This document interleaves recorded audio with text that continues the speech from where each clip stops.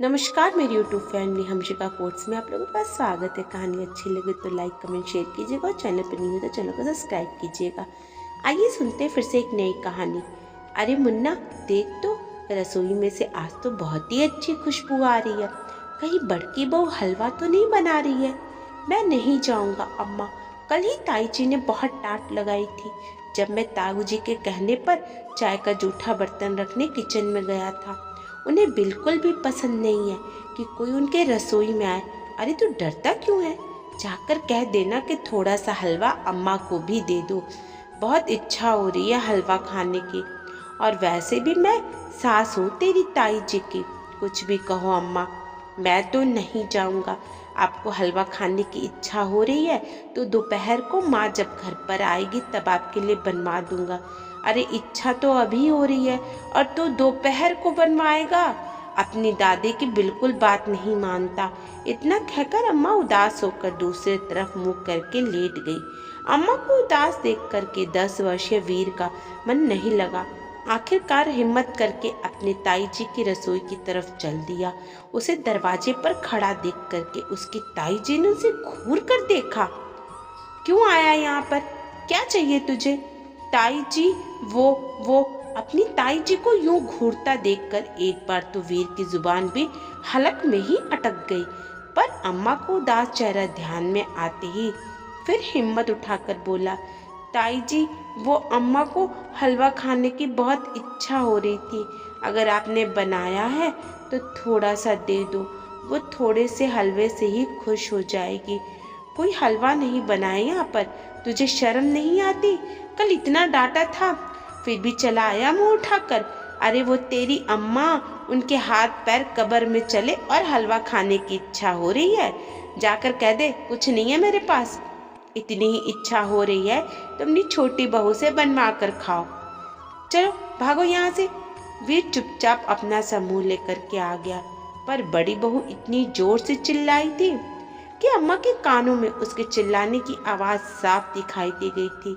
अम्मा के आंखों में आंसू आ गए। अम्मा की आंखों में आंसू देख करके वीर बोला, अम्मा तू रोती क्यों है? कहा ना दोपहर को माँ जब घर वापस आएगी तो मैं तेरे लिए हलवा बनवा दूंगा, तू फिक्र ना कर। अम्मा कुछ बोल ना पाई, बस वीर के सिर पर हाथ रखकर उसे ढेरों आशीर्वाद देने लगी। पर रह रहकर अपनी बीती बातें याद आने लगी। ये वही अम्मा है जो कभी वीर और उसकी माँ से बहुत नफरत किया करती थी। अम्मा के 2 बेटे थे, अमित और अजीत। पैसे टके के मामले में भी कोई कमी नहीं थी।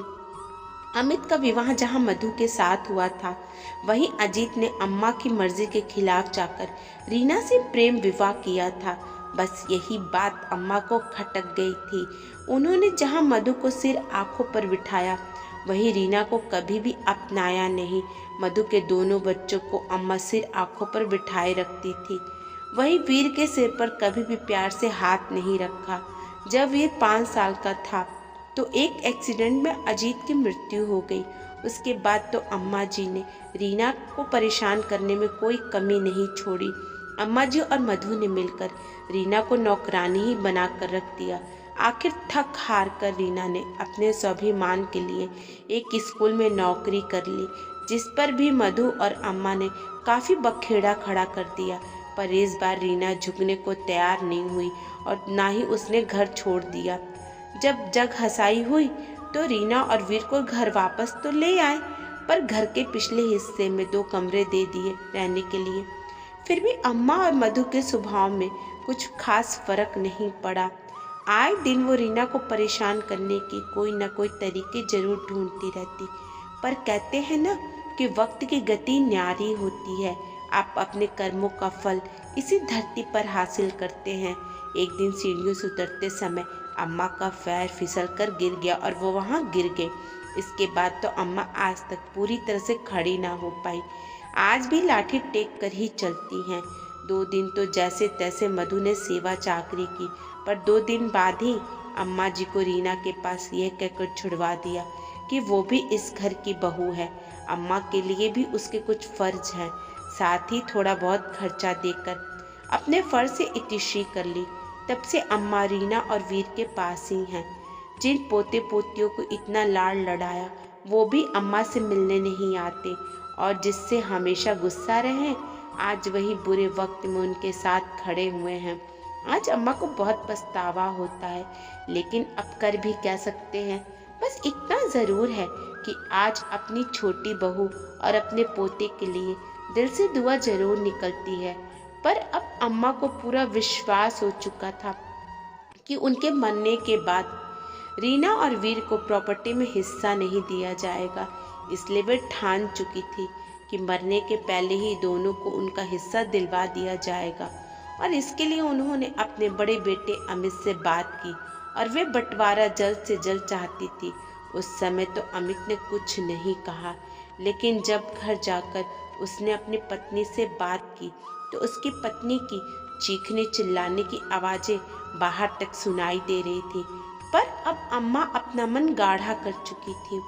थोड़ी देर बाद में बड़की बहू अम्मा के पास दौड़ती हुई आई और जोर से बोली, अम्मा ये क्या तमाशा है? आपको हम पर विश्वास नहीं है क्या, जो अभी से प्रॉपर्टी का बंटवारा करने में लगी हुई हो? अरे बहू, मैं कौन होती हूँ तुम पर विश्वास न करने वाली? मुझे तो मेरे बेटे पर विश्वास नहीं है।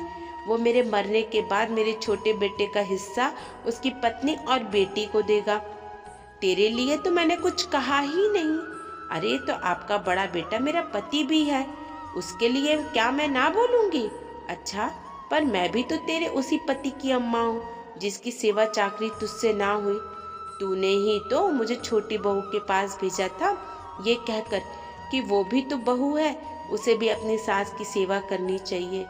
तो भैया ऐसा है कि जब जिम्मेदारी दोनों की है तो फल भी दोनों का होना चाहिए। इसलिए 2 दिन के अंदर ही ये बंटवारा होगा। किसी को कोई भी ऐतराज हो तो मेरे से आकर बात कर सकता है, समझी तुम? तुम्हें तुम्हारा हिस्सा से अलग नहीं कर रही हूँ, पर जिसका जो हिस्सा है वो उसी को मिलेगा जरूर। बस ये मेरा आखिरी फैसला है। प्रॉपर्टी मेरी है तो फैसला भी मैं ही करूँगी, समझ गई? या और समझाऊं? अम्मा का ये रूप देखकर बड़के मुंह के मुंह से बोल ना फूटा और वो वहाँ से चुपचाप अपना सा मुंह लेकर के चलती बनी। दोस्तों, आपको ये कहानी कैसी लगी? ये कहानी बहुत सीख वाली है। अगर अच्छी लगी तो कमेंट, लाइक, शेयर कीजिएगा और चैनल पे नहीं हुआ है तो चैनल को सब्सक्राइब कीजिएगा। धन्यवाद।